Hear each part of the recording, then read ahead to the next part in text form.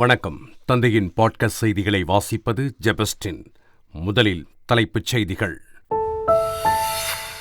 31ஆம் தேதி கூடுகிறது நாடாளுமன்ற பட்ஜெட் கூட்டத்தொடர். பிப்ரவரி 1ஆம் தேதி பொது பட்ஜெட்டை தாக்கல் செய்கிறார் மத்திய நிதியமைச்சர் நிர்மலா சீதாராமன். ஈரோடு கிழக்கு தொகுதி இடைத்தேர்தலுக்கான வேட்புமனு தாக்கல் நிறைவு.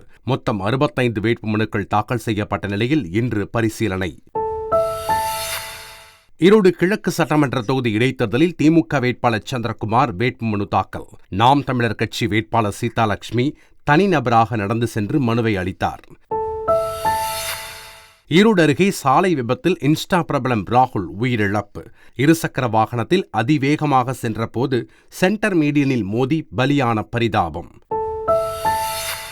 உலக செஸ் சாம்பியன் பட்டம் வென்ற குகேஷுக்கு கேல் ரத்னா விருது வழங்கி கௌரவித்தார் குடியரசுத் தலைவர் திரௌபதி முர்மு.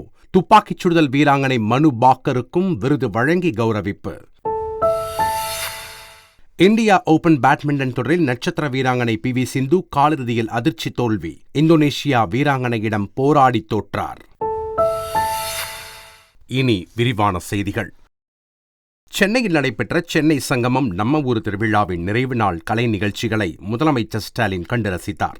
பொங்கல் பண்டிகையை ஒட்டி சென்னை சங்கமம் நிகழ்ச்சியை கடந்த 13ஆம் தேதி முதலமைச்சர் ஸ்டாலின் தொடங்கி வைத்தார். சென்னையில் 18 இடங்களில் நடந்த நிகழ்ச்சிகளில் 1500க்கும் மேற்பட்ட கலைஞர்கள் பங்கேற்று நாட்டுப்புற கலை நிகழ்ச்சிகளை அரங்கேற்றினர். இதன் இறுதி நாள் நிகழ்ச்சி அண்ணா நகரில் உள்ள டவர் பார்க்கில் நடைபெற்றது. இதில் பங்கேற்ற முதலமைச்சர் ஸ்டாலின் கலை நிகழ்ச்சிகளை கண்டு ரசித்தார். ஈரோடு கிழக்கு இடைத்தேர்தலில் திமுக வேட்பாளர் சந்திரகுமார் வேட்புமனு தாக்கல் செய்தார். மாநகராட்சி அலுவலகத்தில் தேர்தல் நடத்தும் அலுவலர் மணிஷிடம் தனது வேட்புமனுவை அவர் தாக்கல் செய்தார். பின்னர் செய்தியாளர்களிடம் பேசிய அவர், இன்றைய நவீன அறிவியல் வளர்ச்சியில் நாடு எங்கேயோ சென்று கொண்டிருக்கும் நிலையில் கட்டை வண்டியில் போ என்று சொல்லும் தலைவரை வைத்துக்கொண்டு அவர்களோடு போட்டியிடுவதை காலத்தின் கொடுமையாக கருதுகிறேன் என நாம் தமிழர் கட்சியை விமர்சித்தார். ஈரோடு கிழக்கு தொகுதி இடைத்தேர்தலில் நாம் தமிழர் கட்சி சார்பில் சீதாலட்சுமி வேட்புமனு தாக்கல் செய்தார். பேரணியாக செல்ல போலீசார் அனுமதி மறுத்த நிலையில் தனி ஆளாக சென்று தேர்தல் நடத்தும் அலுவலர் மணிஷிடம் சீதாலட்சுமி தனது வேட்புமனுவினை தாக்கல் செய்தார். முன்னதாக செய்தியாளர்களை சந்தித்த சீதாலட்சுமி, பெரியார் கொள்கையை ஏற்பதும் ஏற்காததும் தேவையில்லாத ஒன்று என குறிப்பிட்டார். நீட் தேர்வுக்கு இந்த ஆண்டு விண்ணப்பிக்கும் அனைத்து மாணவர்களுக்கும் அப்பார் ஐடி என்ற கூடுதல் பாதுகாப்பு எண்கள் வழங்கப்பட உள்ளன. நீட் தேர்வுக்கு விண்ணப்பம் செய்யும் மாணவர்களின் ஆதார் எண்கள் பதிவு செய்யப்படும் நிலையில் அதோடு சேர்த்து ஒவ்வொரு மாணவருக்கும் இந்த புதிய கூடுதல் ஐடி வழங்கப்பட உள்ளது. மாணவர்கள் நீட் தேர்வுக்கு விண்ணப்பம் செய்வது முதல் கலந்தாய்வுக்கு செல்வது வரை அனைத்து நடவடிக்கைகளிலும் ஆதார் எண்களோடு இந்த அப்பார் ஐடி எண்களும் ஒப்பீடு செய்யப்பட்டு சரிபார்க்கப்படும் என தெரிவிக்கப்பட்டுள்ளது. சுந்தர் சி இயக்கத்தில் விஷால் நடித்த மதகஜராஜா திரைப்படம் 13 ஆண்டுகளுக்கு பின் வெளியாகி ரசிகர்களிடம் நல்ல வரவேற்பை பெற்றுள்ளது. இந்த படத்தின் வெற்றியை கொண்டாடும் வகையில் சென்னை வடபழனியில் சக்சஸ் மீட் நிகழ்ச்சி நடைபெற்றது. இயக்குனர் சுந்தர் சி, நடிகர்கள் விஷால், விஜய் ஆண்டனி, அஞ்சலி உள்ளிட்ட படக்குழுவினர் கலந்து கொண்டனர். நிகழ்ச்சியின் முடிவில் படக்குழுவினர் பிரம்மாண்ட கேக் வெட்டி படத்தின் வெற்றியை கொண்டாடினர்.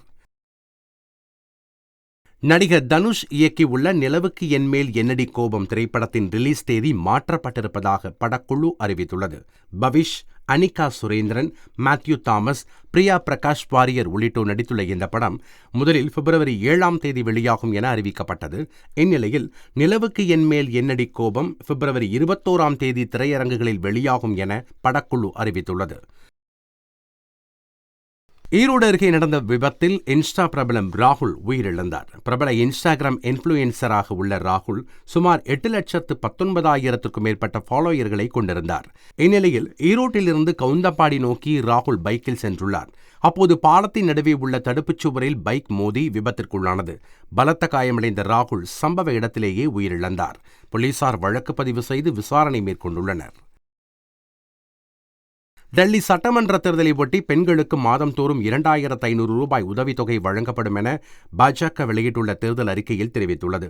எரிவாயு சிலிண்டருக்கு 500 ரூபாய் மானியமாக வழங்கப்படும் எனவும், ஹோலி மற்றும் தீபாவளி பண்டிகைக்காக தலா ஒரு எரிவாயு சிலிண்டர் இலவசமாக வழங்கப்படும் என்றும் தெரிவிக்கப்பட்டுள்ளது.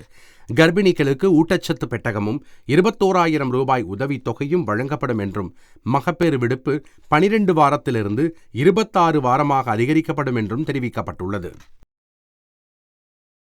டெல்லியில் ஆம் ஆத்மி அரசால் செயல்படுத்தப்பட்டு வரும் அனைத்து மக்கள் நலத்திட்டங்களும் தொடர்ந்து செயல்படுத்தப்படும் என பாஜக தலைவர் ஜே.பி. நட்டா தெரிவித்துள்ளார்.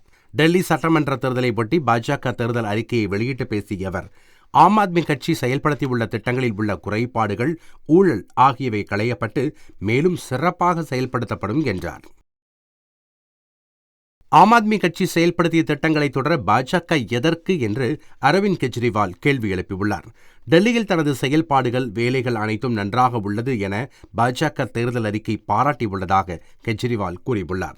ஆனாலும் ஆம் ஆத்மி கட்சியின் திட்டங்கள் தொடர்ந்து செயல்படுத்தப்படும் என்று பாஜக கூறுவதன் மூலம் அவர்களுக்கு எந்த திட்டமும் இல்லை என்பது தெளிவாவதாக கெஜ்ரிவால் விமர்சித்துள்ளார். பிக்சல் ஸ்பேஸ் நிறுவனம் செலுத்திய இந்தியாவின் முதலாவது தனியார் செயற்கைக்கோள் தொகுப்பு இந்திய இளைஞர்களின் தனித்துவமான திறமையை வெளிப்படுத்துகிறது என்று பிரதமர் நரேந்திர மோடி கூறியுள்ளார். இதுகுறித்து அவர் வெளியிட்டுள்ள பதிவில், விண்வெளி தொழிலில் நமது தனியார் துறையின் விரிவடைந்து வரும் திறன்களை இது எடுத்துக்காட்டுகிறது என்றும் தெரிவித்துள்ளார். ரஷ்ய ராணுவத்தில் பணியாற்றிய இந்தியர்களில் இதுவரை 12 பேர் உயிரிழந்துள்ளதாக இந்திய வெளியுறவுத்துறை அமைச்சகம் தெரிவித்துள்ளது. 126 இந்தியர்கள் ரஷ்ய ராணுவத்தில் பணியாற்றியதாகவும் 96 பேர் பத்திரமாக தாயகம் திரும்பிவிட்டதாகவும் விளக்கம் அளிக்கப்பட்டுள்ளது. மேலும் 18 பேர் இன்னும் ரஷ்ய ராணுவத்தில் பணியாற்றி வரும் நிலையில் அதில் 16 பேரை குறித்த விவரங்கள் எதுவும் தெரியவில்லை என்றும் வெளியுறவுத்துறை அமைச்சகத்தின் செய்தி தொடர்பாளர் ரந்தீர் ஜெய்ஸ்வால் தெரிவித்துள்ளார். நாடாளுமன்ற பட்ஜெட் கூட்டத்தொடர் வரும் 31ஆம் தேதி குடியரசுத் தலைவர் திரௌபதி முர்மு உரையுடன் தொடங்கும் என்று அறிவிக்கப்பட்டுள்ளது. நாடாளுமன்ற பட்ஜெட் கூட்டத்தொடர் 2 கட்டங்களாக நடைபெறவுள்ளது. அதன்படி முதல் கட்டமாக ஜனவரி 31 முதல் பிப்ரவரி 13ஆம் தேதி வரை நடைபெறவுள்ளது. 2ஆம் கட்ட கூட்டத்தொடர் மார்ச் 10ஆம் தேதியிலிருந்து ஏப்ரல் 4ஆம் தேதி வரை நடைபெறும் என அறிவிக்கப்பட்டுள்ளது. பிப்ரவரி 1ஆம் தேதி 2025-26ஆம் நிதியாண்டிற்கான மத்திய பட்ஜெட்டை நிதியமைச்சர் நிர்மலா சீதாராமன் தாக்கல் செய்கிறார். பாலிவுட் நடிகர் சைஃப் அலி கானை கத்தியால் குத்திய நபரின் புதிய புகைப்படத்தை மும்பை காவல்துறை வெளியிட்டுள்ளது. நடிகர் சைஃப் அலி கான் வீட்டில் திருட முயன்ற நபர் அவரை கத்தியால் குத்திவிட்டு தப்பிச் சென்றார். கொள்ளையன் தப்பித்துச் செல்லும் போது பதிவான சிசிடிவி காட்சிகள் ஏற்கனவே வெளியானது. இந்நிலையில் மேலும் ஒரு புகைப்படத்தை போலீசார் வெளியிட்டுள்ளனர். சைஃப் அலி கான் வீட்டிலிருந்து கொள்ளையன் தப்பிச் சென்று பாந்த்ரா ரயில் நிலையத்தில் உடை மாற்றி நீல நிற சட்டை அணிந்து நடந்து செல்வது போன்ற புகைப்படத்தை போலீசார் தற்போது வெளியிட்டுள்ளனர். செஸ் சாம்பியன் குகேஷுக்கு கேல் ரத்னா விருது வழங்கி குடியரசுத் தலைவர் திரௌபதி முர்மு கௌரவித்தார். தமிழகத்தைச் சேர்ந்த செஸ் சாம்பியன் குகேஷ், ஒலிம்பிக் துப்பாக்கிச் சுடுதலில் இரட்டை பதக்கம் வென்ற மனு பாக்கர், ஹாக்கி வீரர் ஹர்மன்பிரீத் சிங், பாரா தடகள வீரர் பிரவீன்குமார் ஆகிய 4 பேருக்கு மேஜர் தியான் சந்த் கேல் ரத்னா விருதை குடியரசுத் தலைவர் வழங்கினார். பேட்மிண்டன் பயிற்சியாளர் முரளிதரனுக்கு வாழ்நாள் சாதனையாளருக்கான துரோணாச்சாரியார் விருது வழங்கப்பட்டது. தமிழகத்தைச் சேர்ந்த பாரா பேட்மிண்டன் வீராங்கனைகள் துளசிமதி முருகேசன், மனிஷா ராமதாஸ், நித்யஸ்ரீ சுமதி ஆகியோருக்கு அர்ஜுனா விருதுகளையும் குடியரசுத் தலைவர் வழங்கி கௌரவித்தார். போர்ச்சுகலில் நடைபெறும் கார் பந்தயத்தில் நடிகர் அஜித்குமார் பங்கேற்க உள்ளார்.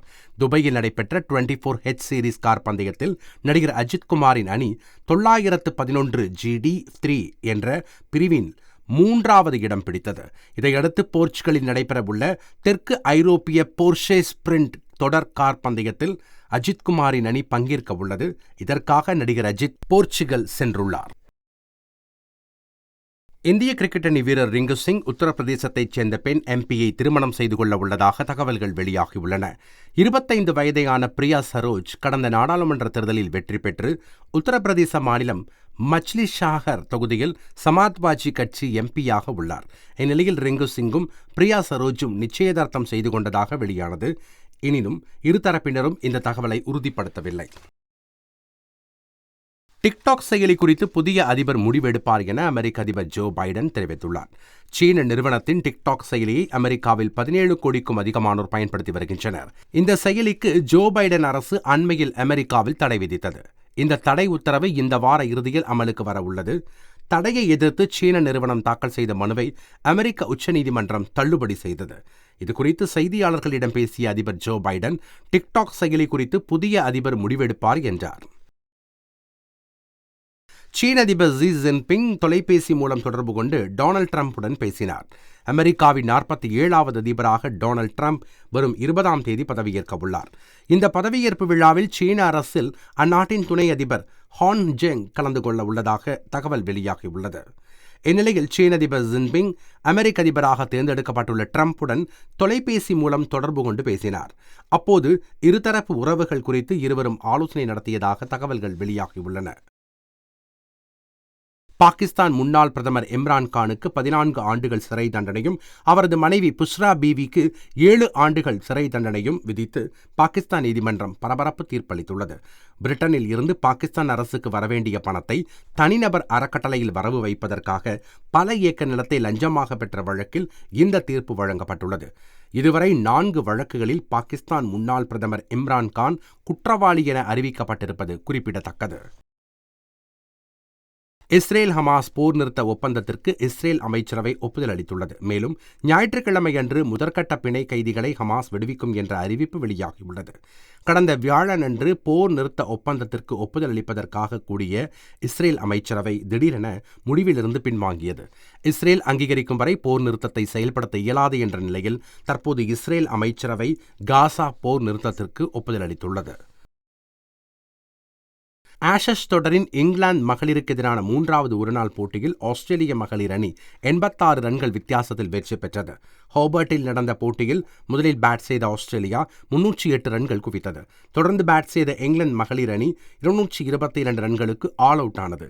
இந்த வெற்றியின் மூலம் மகளிர் ஆஷஸ் ஒருநாள் தொடரில் 3-0 என்ற கணக்கில் ஆஸ்திரேலியா இங்கிலாந்தை ஒயிட் வாஷ் செய்தது. சாம்பியன்ஸ் டிராபி தொடருக்கான இந்திய கிரிக்கெட் அணி இன்று அறிவிக்கப்படுகிறது. இங்கிலாந்து அணி இந்தியாவுக்கு சுற்றுப்பயணம் செய்து 5 T20 போட்டிகள் மற்றும் 3 ஒருநாள் போட்டிகள் கொண்ட தொடர்களில் விளையாட உள்ளன. இதையடுத்து பிப்ரவரி 19ஆம் தேதி முதல் சாம்பியன்ஸ் டிராபி ICC தொடர் நடைபெறவுள்ளது. இந்நிலையில் இங்கிலாந்துக்கு எதிரான ஒருநாள் தொடர் மற்றும் சாம்பியன்ஸ் டிராபி தொடருக்கான இந்திய அணி இன்று பிற்பகல் 12:30 மணிக்கு அறிவிக்கப்படும் என BCCI தெரிவித்துள்ளது. உலகக்கோப்பை கோகோ போட்டியில் இந்திய ஆடவர் மற்றும் மகளிர் அணிகள் அரையிறுதிக்கு தகுதி பெற்று அசத்தி உள்ளன. முதல் கோகோ உலகக்கோப்பை தொடர் டெல்லியில் நடைபெற்று வரும் நிலையில் நேற்று இரவு நடைபெற்ற ஆடவர் காலிறுதிப் போட்டியில் இலங்கையை எதிர்கொண்ட இந்திய ஆடவர் அணி 100-40 என்ற புள்ளி கணக்கில் எளிதில் வெற்றி பெற்றது. மகளிர் பிரிவில் வங்கதேசத்தை எதிர்கொண்ட இந்திய அணி 109-16 என்ற புள்ளி கணக்கில் இமாலய வெற்றியை பதிவு செய்தது. இந்திய ஓபன் பேட்மிண்டன் தொடரில் இந்திய அணியின் நம்பிக்கை நட்சத்திரங்களான சாத்விக் சிராஜ் இணை அரையிறுதிக்கு தகுதி பெற்று அசத்தியுள்ளது. டெல்லியில் நடைபெற்ற காலிறுதிப் போட்டியில் கொரியாவின் ஜெங் காங் இணையை எதிர்கொண்ட சாத்விக் சிராக் ஜோடி 21-10, 21-17 என்ற நேர் செட்களில் எளிதில் வெற்றி பெற்று அசத்தியது. போட்டி முடிந்த பிறகு ரசிகர்களின் கரகோஷத்தை கேட்டு இருவரும் மகிழ்ச்சியில் திளைத்தனர். உள்ளூர் போட்டிகளில் அபாரமாக விளையாடி வரும் கருண் நாயரை கிரிக்கெட் ஜாம்பவான் சச்சின் டெண்டுல்கர் புகழ்ந்துள்ளார்.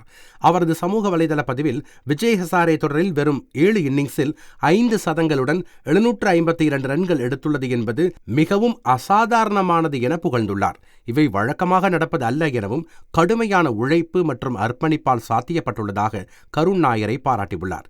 மேலும் கிடைக்கும் வாய்ப்புகளை தொடர்ந்து சரியாக பயன்படுத்தி முன்னேறுமாறு கருண் நாயரை சச்சின் வாழ்த்தியுள்ளார். இந்திய ஓபன் பேட்மிண்டன் தொடரில் நட்சத்திர வீராங்கனை PV சிந்து காலிறுதியில் அதிர்ச்சி தோல்வியடைந்தார். திருமணத்திற்கு பிறகு முதல் முறையாக இந்திய ஓபன் பேட்மிண்டன் தொடரில் களமிறங்கிய PV சிந்து அடுத்தடுத்து 2 போட்டிகளில் வென்று அசத்தினார். காலிறுதியில் ஒலிம்பிக்கில் வெண்கலம் வென்ற இந்தோனேஷியாவின் கிரிகோரியாவை எதிர்கொண்ட சிந்து முதல் செட்டை 9-21 என்ற கணக்கில் இழந்தாலும் 2வது செட்டை 21-19 என்ற கணக்கில் தன்வசப்படுத்தினார். எனினும் இறுதி செட்டை 17-21 என நழுவ விட்டதால் தோல்வியுடன் வெளியேறினார்.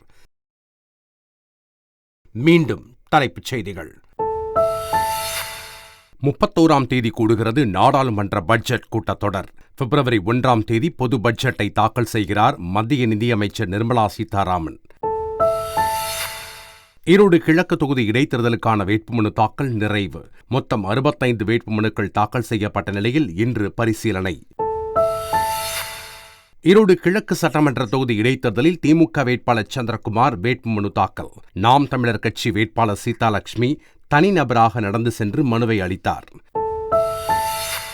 ஈரோடு அருகே சாலை விபத்தில் இன்ஸ்டா பிரபலம் ராகுல் உயிரிழப்பு.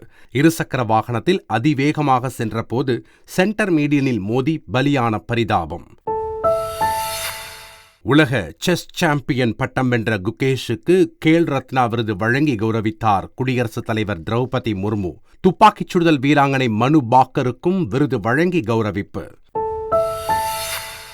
இந்தியா ஓபன் பேட்மிண்டன் தொடரில் நட்சத்திர வீராங்கனை PV சிந்து காலிறுதியில் அதிர்ச்சி தோல்வி. இந்தோனேஷியா வீராங்கனையிடம் போராடி தோற்றார். இத்துடன் பாட்காஸ்ட் செய்திகள் நிறைவடைகின்றன. வணக்கம்.